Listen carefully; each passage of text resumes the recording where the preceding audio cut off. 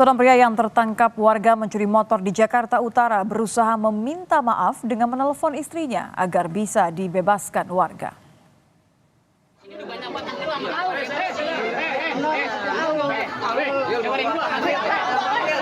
Di tengah amukan massa, pelaku meminta izin kepada warga untuk melakukan video call dengan istrinya. Warga pun menjadi iba dan mengingatkan pelaku untuk tidak dipukuli kembali, termasuk mengingatkan warga untuk tidak lagi memukuli pelaku. Warga kemudian membawa pelaku ke Polsek Koja, Jakarta Utara untuk diproses lebih lanjut. Polisi masih melakukan pengejaran terhadap kedua teman pelaku yang melarikan diri saat kejadian.